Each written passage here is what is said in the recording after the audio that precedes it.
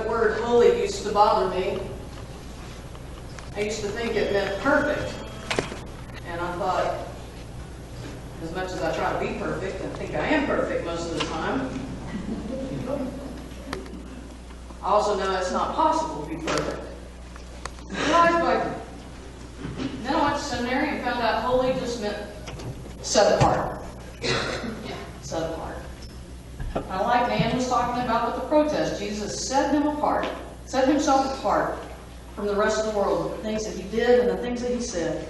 And that's how he was holy, and that's how he calls us to be holy. So as we continue with our series on pressure points and looking at some of the conflicts that Jesus created in the way that he did his ministry in chapter 1 of Mark's Gospel, we also find that those pressure points can also be pathways to healing and wholeness.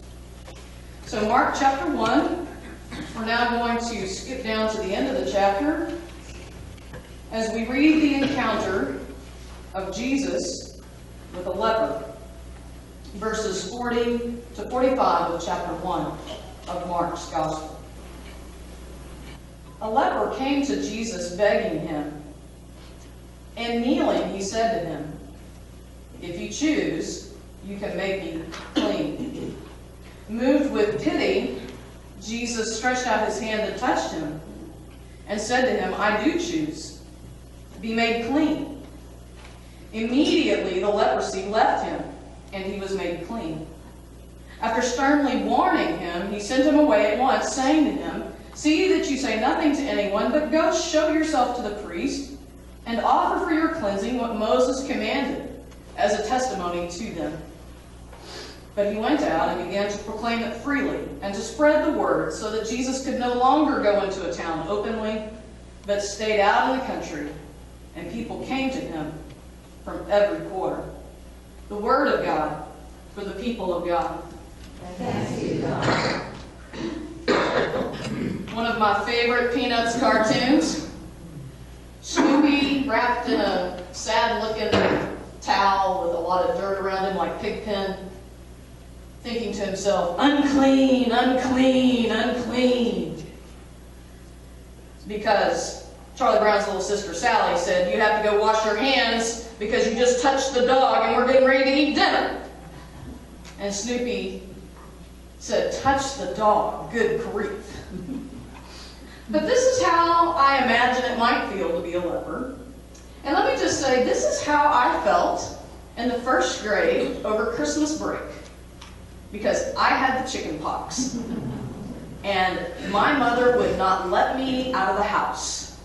I had to stay inside for 2 weeks. It was my first break off of school, and I didn't get to go play outside for 2 weeks. And this was Houston, Texas, so it wasn't cold out there. I felt unclean.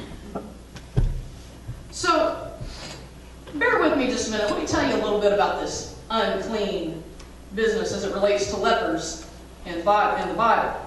Leviticus 13, verses 45 and 46.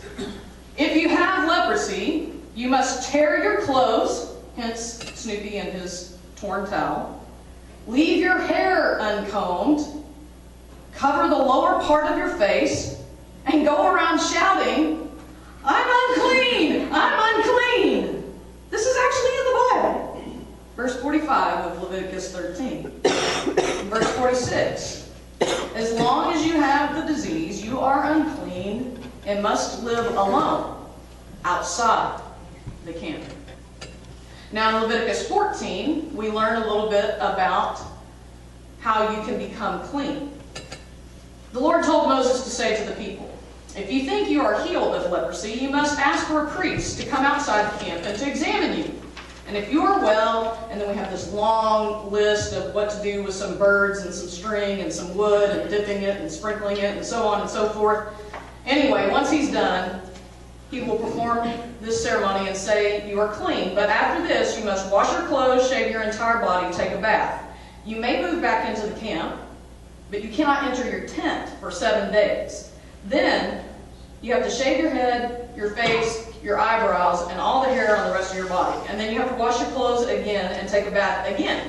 And then you will be completely clean. However, on the 8th day, you have to bring to the priest 2 rams and a year-old lamb. And you also need a half pint of olive oil and 6 pounds of the finest flour mixed with oil. And then the priest is going to take some of the blood from the ram and put it on your ear and your thumb and your toe, and then he's going to do the same with the oil, and then he'll offer the other ram and the lamb together with your grain sacrifice, and then after that, you will be completely clean and able to enter your tent. Then there's a whole nother section repeating all of that with this caveat. If you are poor and cannot afford 2 rams and a lamb, then here are some other animals you can use, and here's how the whole process can go with some animals that won't cost you as much as the ram and the lamb. I share that with you partially because I think it's important for us to understand the context of what it must have been like for this leper who went up to Jesus, what was involved in him moving from being unclean to being clean. But also because, believe it or not, at one point in human history, I believe that these were radically progressive ideas in the book of Leviticus. Honestly, who among us does not know what it's like to be frustrated if you're standing in the line at the grocery store and somebody right next to you is coughing and hacking and sneezing all over you? Anybody? Okay, I don't know about you, but I'd be all about putting them outside the city limits with a torn towel and saying, unclean, unclean, until they're not contagious. Given the way the flu's gone this season, I bet there's some people who really do believe that, and they're not just choking. These laws were meant to preserve the health and the community. Now, if you think about it, these laws are for the purpose of admitting people back into the community. These are laws that indicate that at one time there was no way back in. Once you were out, you were out. But these are laws to help you get back in. And to me, the fact that there's a separate set of laws to help poor people be restored to the community indicates even more that the whole idea is, let's get these people back in once they've been sick. Yeah, we put them out there when they're sick because we're trying to do, what do we call this? Quarantine. Right? We still do that today. As antiquated as it sounds, if there's a serious contagious disease, we put a quarantine for good reason. But the purpose is not to reject the person. Is to protect the community. And then the laws are about, okay, how can we get these people back in once they're healed? No matter their socioeconomic class, whether you're poor, whether you're rich, or whether you're poor, there's a way for you to come back into the community.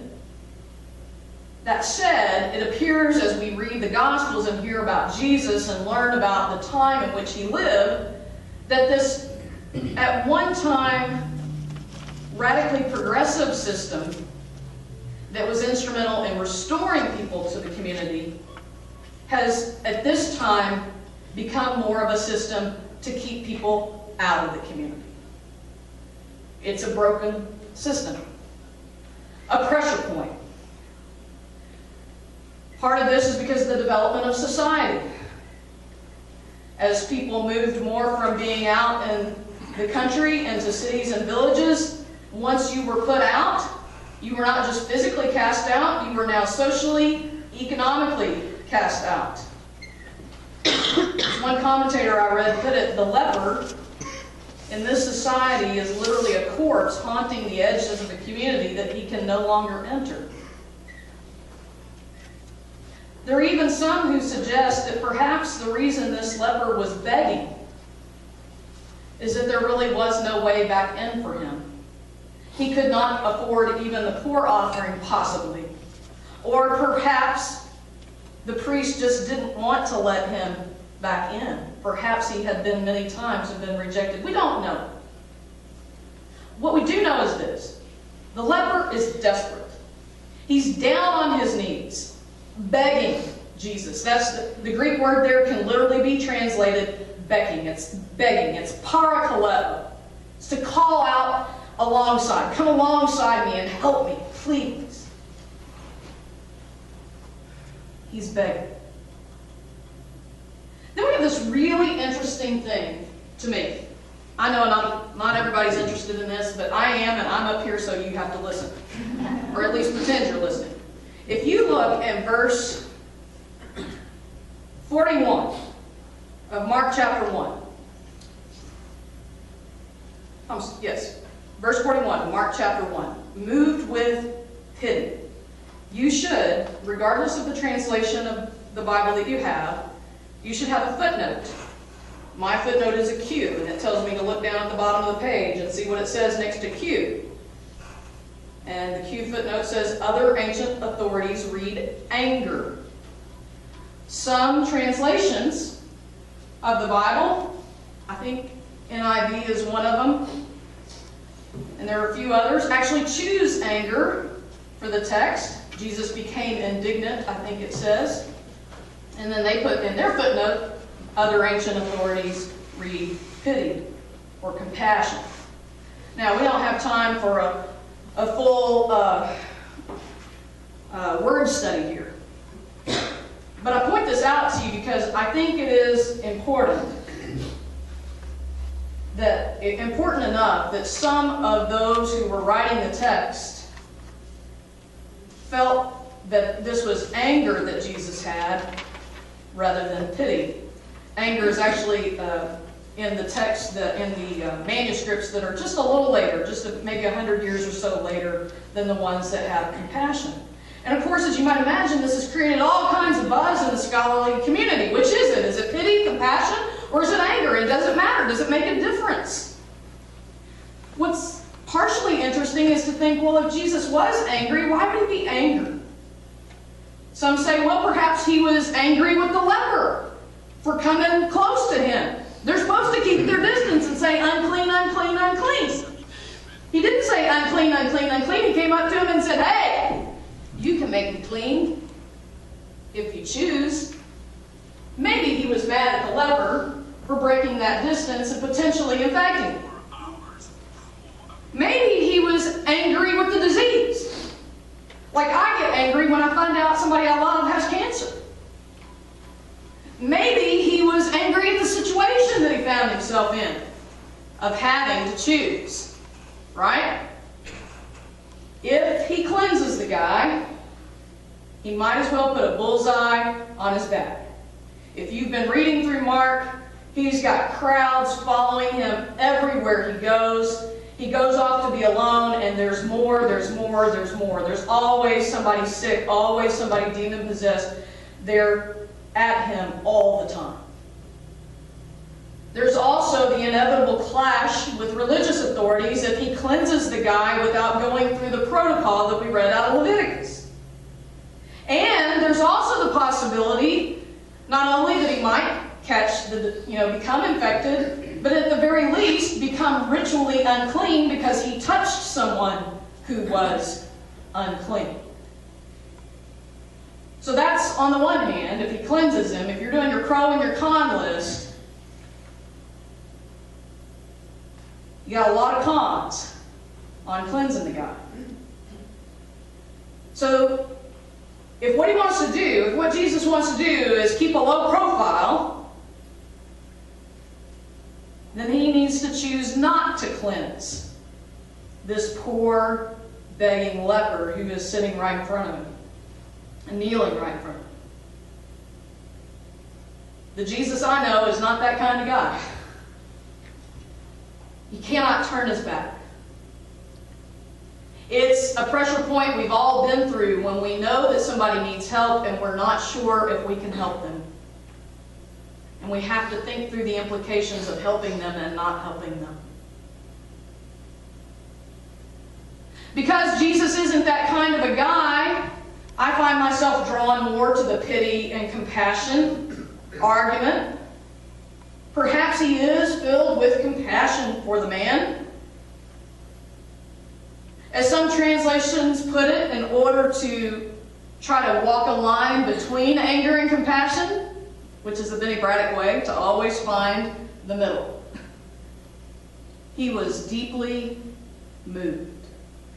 Now, we all know what it's like to be deeply moved. When you're deeply moved, that usually means you don't have just one emotion.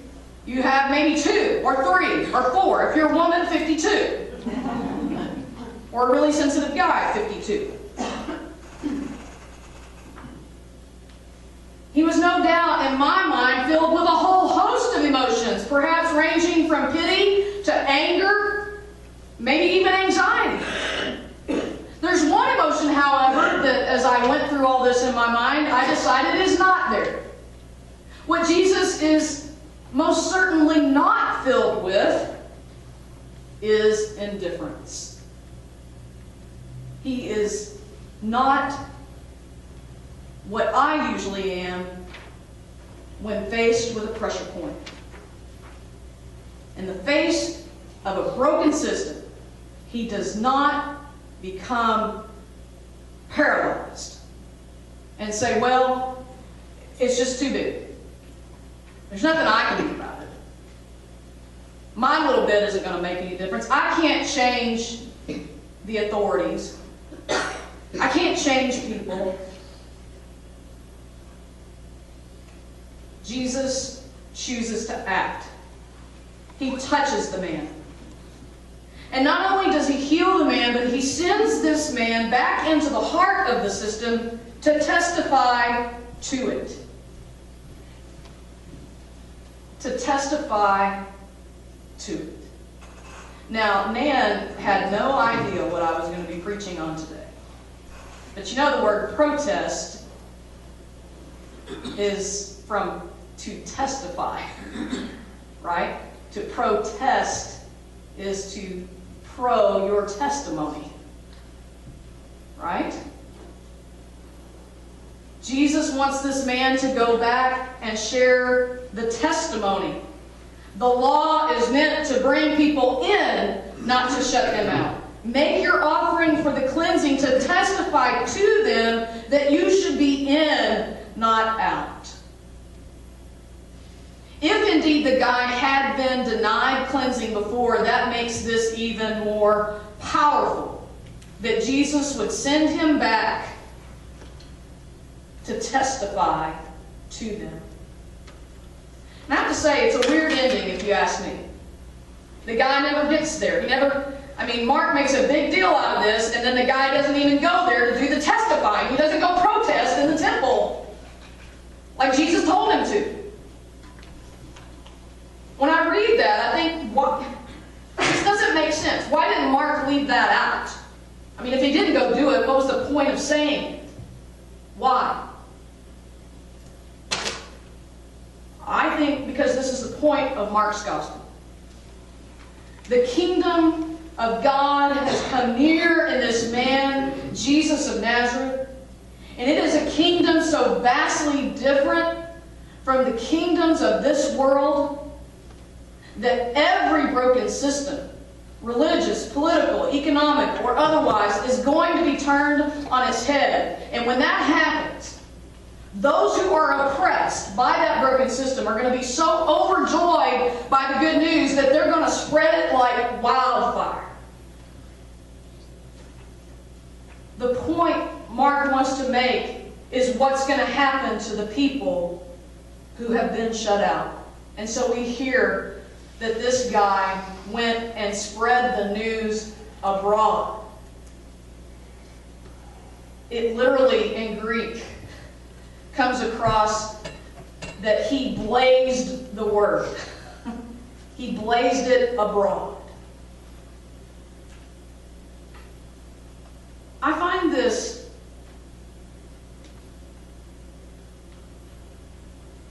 relevant today in a way that I never expected when I began studying this text. And that is because yesterday,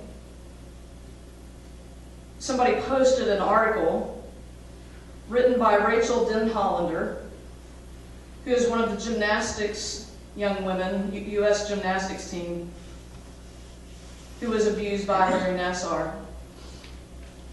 And her entire testimony was printed in this article.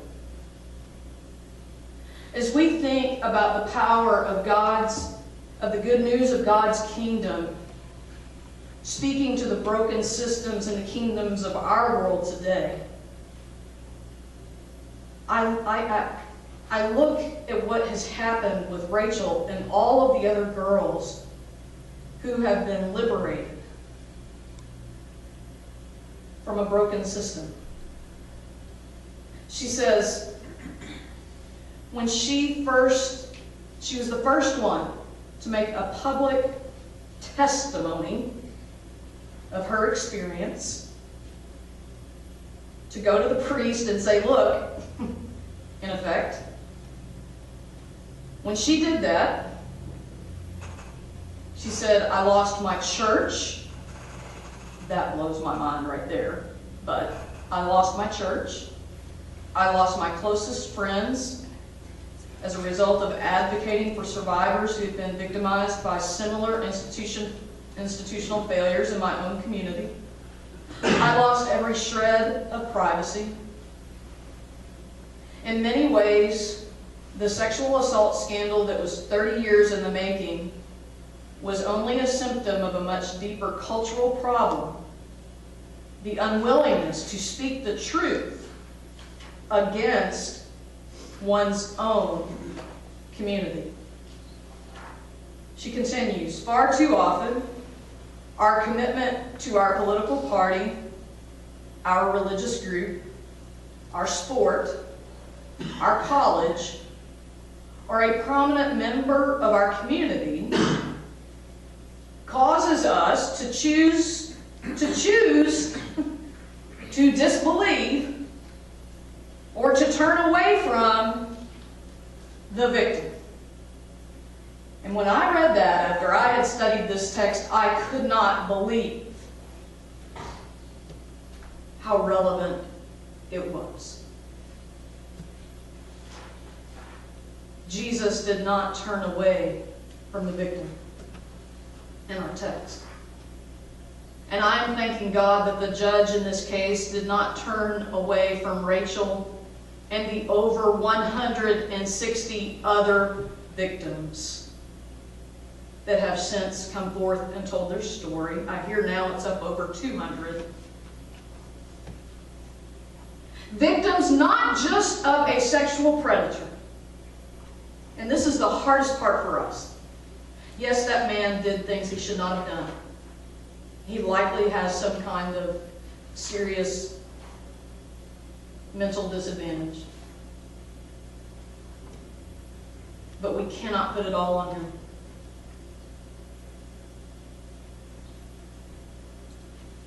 These young women are also victims of a broken system that allowed him to operate without consequence for 30 years. That is a pressure point. I have no idea whether Judge Aquilina is a Christian or not. But to say to these young women and girls, after inviting them to share their testimony in court, after saying to them, leave your pain here and go out to do your marvelous things. To me, I think that's right in line with the Jesus saying to the leper, go show yourself to the priest and make your offering as a testimony to them. For once that leper makes that testimony, they have no choice but to restore his membership in the community so that he can leave his pain there and go out and do marvelous things. It still bugs me that he never got there.